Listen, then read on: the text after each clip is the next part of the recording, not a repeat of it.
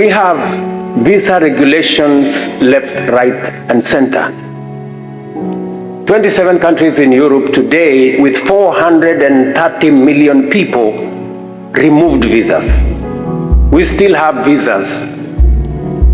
Let me persuade us that it is time we in this continent realize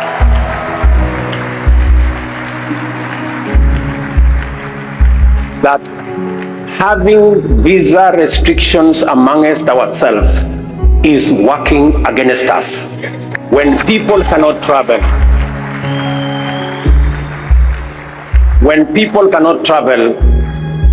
business people cannot travel, entrepreneurs cannot travel, we all become net losers.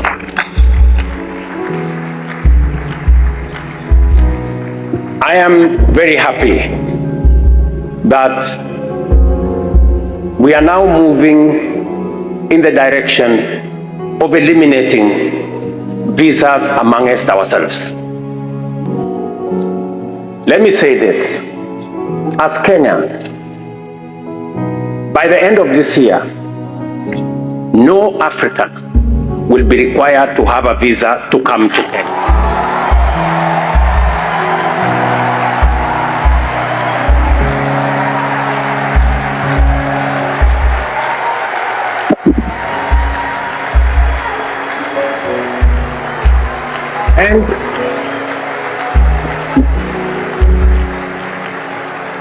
And I am very proud that the intra-trade within the East African community is already at 27% because we have taken the deliberate decision to remove unnecessary tariffs and visa regulations. I am also very happy that my father here, President Sassou Nguesso, when he came to Kenya, we agreed that there will be no visa requirement between the Democrat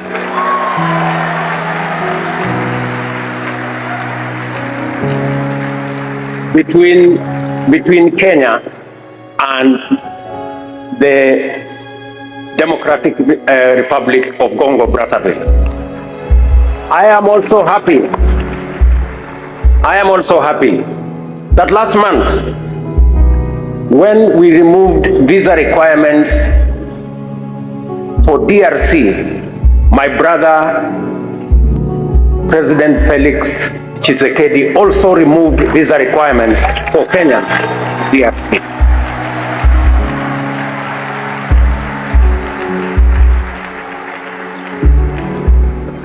Let me urge us that we need greater collaboration. Our children from this continent should not be locked in borders in Europe and also be locked in borders in Africa.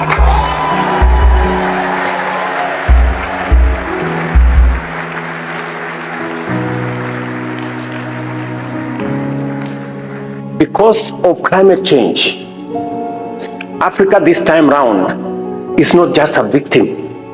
In fact, Africa is not part of the problem. In fact, Africa is part of the solution. We are part of the solution because, number one, we have the largest 40% of all renewable energy resources globally is in our continent. We have 30% of all minerals resources globally, including the ones that are necessary and critical for the transition, for energy transition. Number three, we have 60% of the world's arable uncultivated land with smart agriculture we can feed not just ourselves, but we can feed the globe. Number four, 25% of the world's population will be living here. We have the youngest population at the median age of 19. 40% of the world's workforce will be from this continent by 2100. And let me say this, we have the natural resources, including the carbon sinks. And therefore, we are the continent that's going to provide the solution for climate change and the existential threat that the world faces. But we will not make progress unless we act in concert, unless we work together, unless we build the Africa Union as a fit-for-purpose vehicle to carry the aspirations of all our young people in this continent and everybody in this continent. Our rulers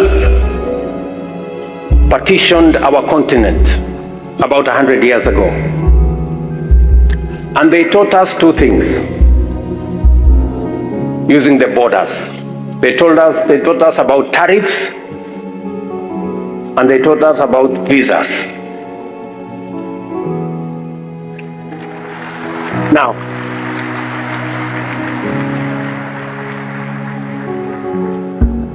whether you are talking about the British in Kenya, the French, Belgians, Portuguese, today all of them are members of the European Union. 27 countries. They don't have tariffs. They don't have tariffs amongst themselves, and they don't have visas. The only people left with tariffs and visas is us.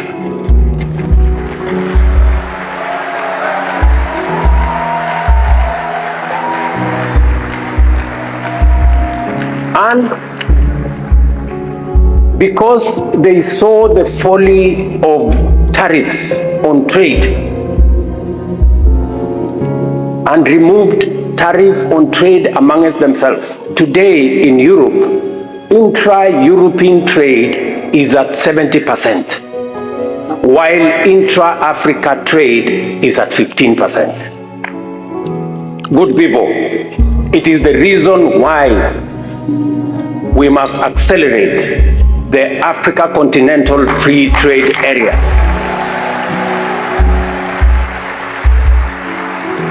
And unlock the potential that exists for African countries to trade amongst themselves. Working together is no longer an option. It is a necessary imperative.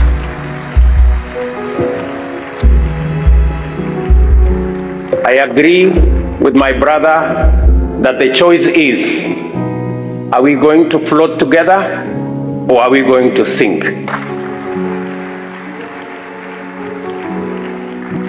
So collaboration, working together, is no longer an option.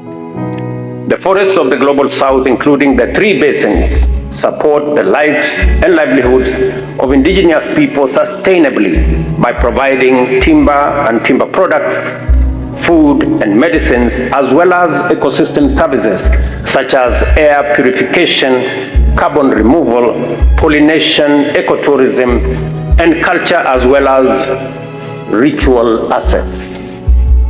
Without meaningful investment in incentives to support the maintenance of this sustainable coexistence, communities embark on a zero-sum struggle for survival and economic subsistence, which can lead to irreparable harm to biodiversity through deforestation, destruction of habitats and ecosystems, and illegal wildlife trade.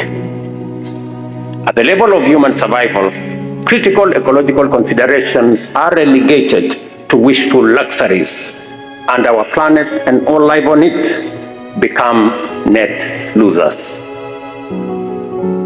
We who are gathered here today understand very well that to the extent that human survival is personal, climate action measures, as well as the protection of biodiversity, ecosystems, and forests, is equally personal to our indigenous communities. What we do with these truths, therefore, matters a great deal. A good starting point is to appreciate that a more responsive international financial architecture would do a lot in financing necessary incentives to mobilize different stakeholders, including indigenous communities, to align their economic strategies with climate action and the protection of biodiversity.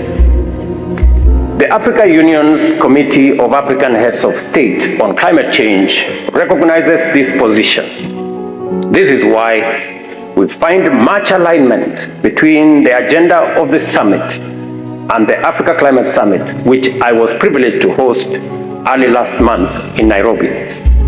We know the direction we must take going forward and the choices that must be made have never been clearer.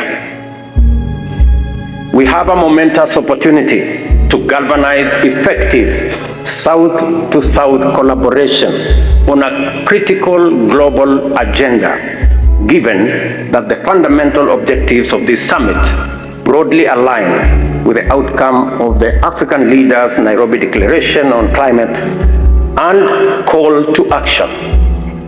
It is possible for us to develop a clear, strong, united position to project our collective agenda at COP28. Articles of the Declaration recognize that Africa's vast forests, especially the Congo Basin rainforest, are the largest carbon sinks globally and a critical ecosystem for that. Nevertheless, Africa's natural capital has not been properly valued. Consequently, the Africa Climate Summit Declaration calls for re-evaluation and revaluation of the gross domestic product of Africa by incorporating a proper computation of its abundant natural capital and ecosystem services from its vast forests that sequester carbon so as to unlock new sources of wealth for our continent.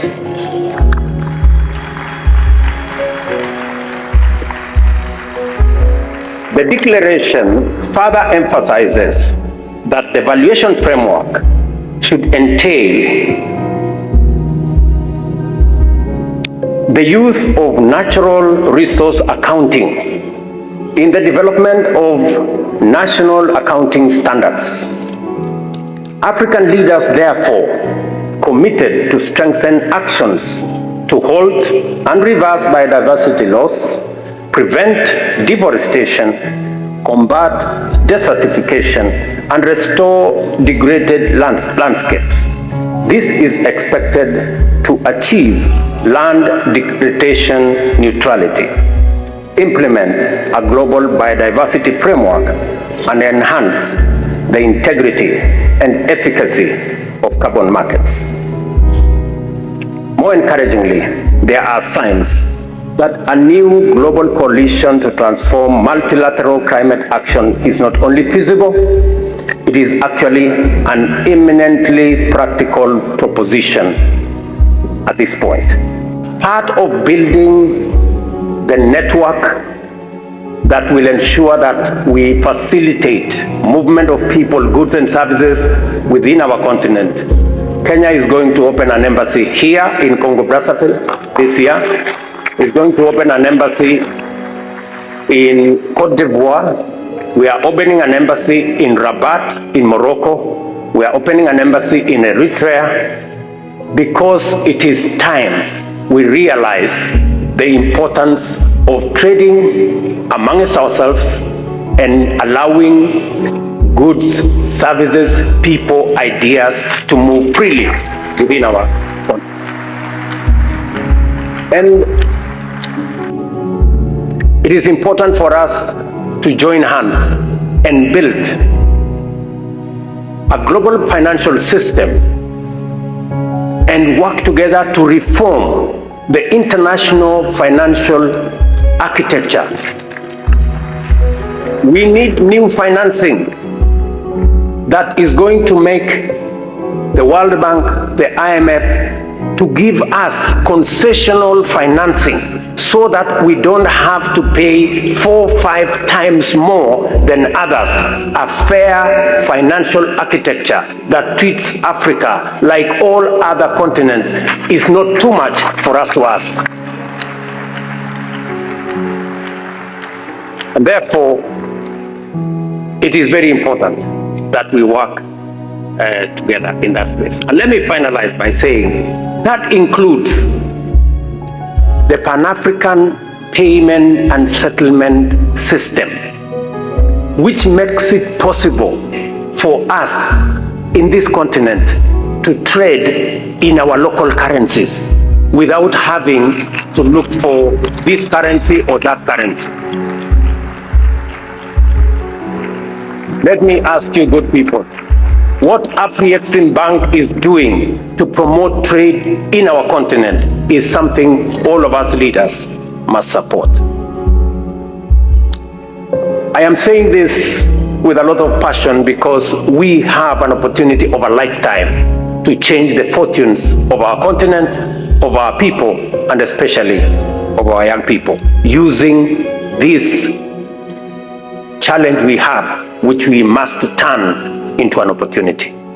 Our hosts, the 227 million people who share the world's second largest river, are custodians of 268 million hectares of forest, which constitute 70% of Africa's forest cover and hosts 10% of the world's biodiversity. These nations and peoples are already making a major contribution to the vitality of our planet and the well-being of humanity.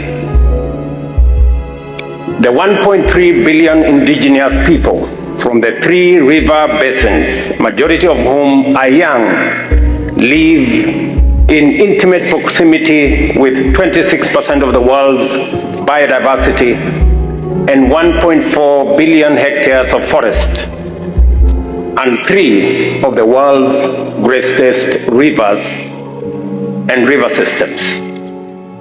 These unique ecosystems are also our planet's lungs, which capture 1.2 billion tons of carbon dioxide from the atmosphere every year, saving lives on Earth from catastrophic global warming and the buildup of greenhouse gas emissions.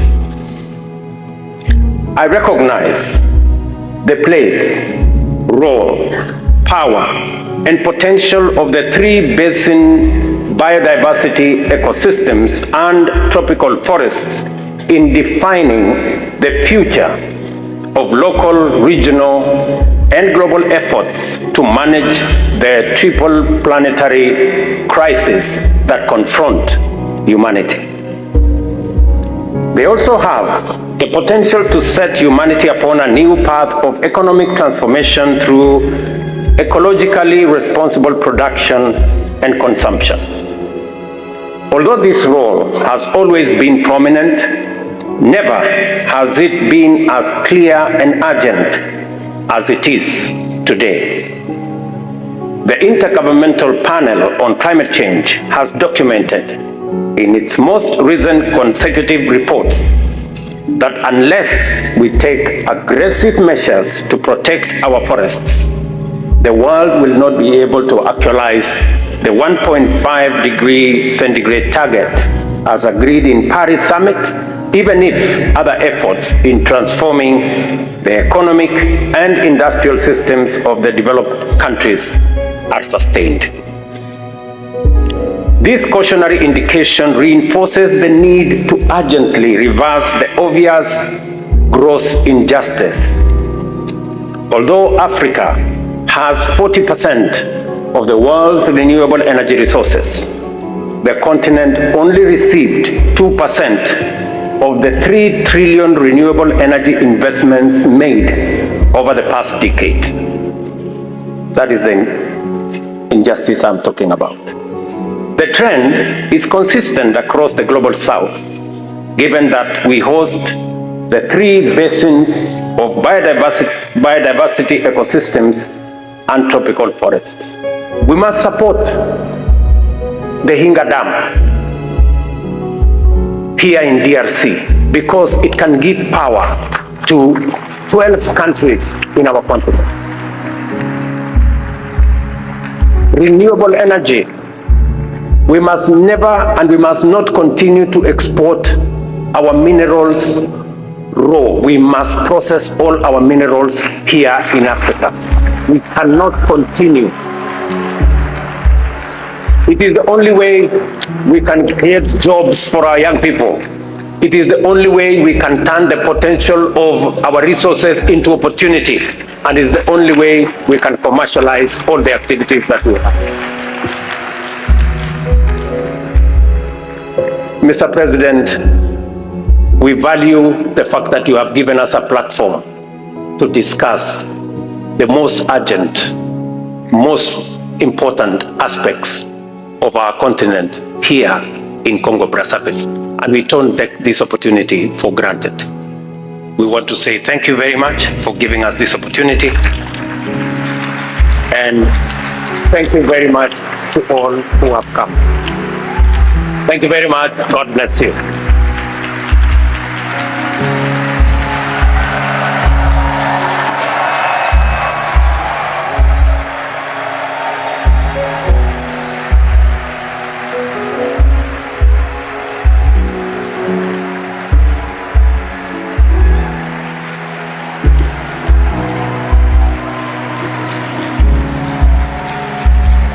Yourself on Friday.